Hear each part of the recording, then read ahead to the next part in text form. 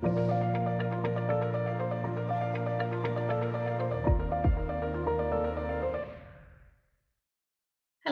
I'm Dr Gill Stevens. I'm the course director for the Diploma in Coaching at the Institute of Continuing Education.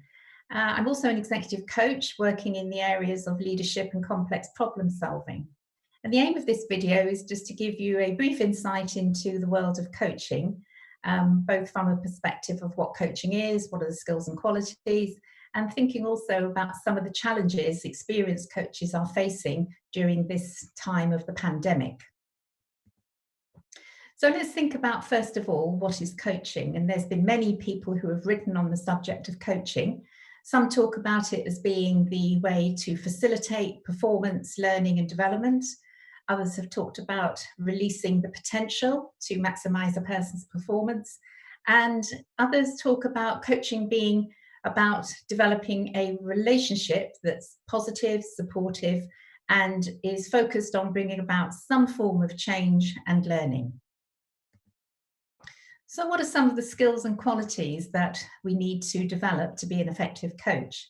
Well, as we know, coaching is built upon a strong relationship, and some of the qualities that that relationship shows is about building trust, establishing rapport, and the ability to show empathy.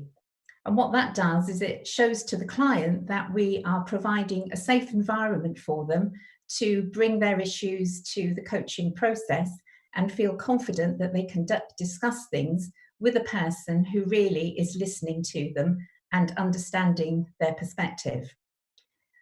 Some of the other things that coaches need to do is to be able to listen actively, which means to listen to what a person is saying or not saying, and also to ask insightful questions, those questions that a person would never think to ask themselves.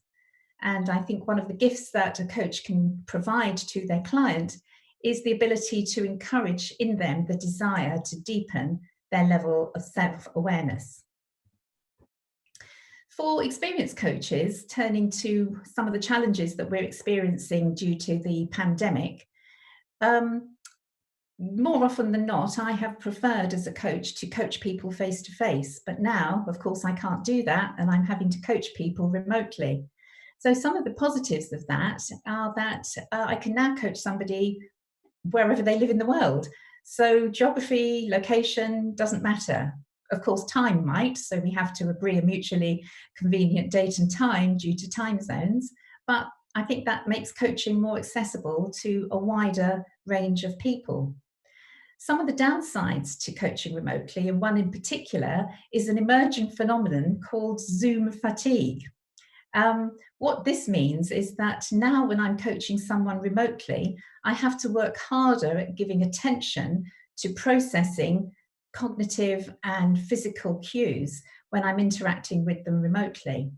And this is different to when I'm with someone face to face, because those cues I'm actually taking on board unconsciously, and perhaps I'm not so aware of them. Also, coaching remotely, I have to deal with distortions, and those distortions could be coming from the fact that the internet connectivity is not as good as it could be. The internet connection may drop partway through a coaching conversation, but also the distortion from the fact that I only have partial body language available to me because I only see somebody's head and shoulders. But of course, there is help, and I'm sure that there'll be a lot of academic research being done on this. But some of the things that we can do as experienced coaches to overcome the issues of coaching remotely are to make the Zoom sessions shorter, perhaps build in timeout breaks, vary the sessions, so turning the camera on and off to be more like a telephone conversation, and think about the best time of day when the coaching can take place. And finally, when things don't go so right, as they probably inevitably will happen, then we can be kind to one another. Thinking about our professional development as a coach, we know that mental health issues are things that are being discussed more openly and more widely, which is a really good thing. So you could argue that now coaching is needed now more than ever. And interestingly, amongst coaches, we are talking about the fact that our clients are becoming more psychologically aware. They come to the coaching sessions in fact, knowing a lot more about the coaching process and understanding what coaching can do for them. So if coaching is to become more widely accessible due to the remote access, then as coaches, we really need to give more time and attention to our own professional development.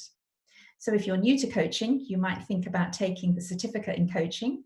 If you are an experienced coach who wants to deepen their coaching knowledge and understanding from a psychological perspective, you might consider the diploma in coaching. But either way, you can find me on the ICE website, and I look forward to hearing from you soon and to engage in some sort of conversation about your coach development journey. Thank you for listening.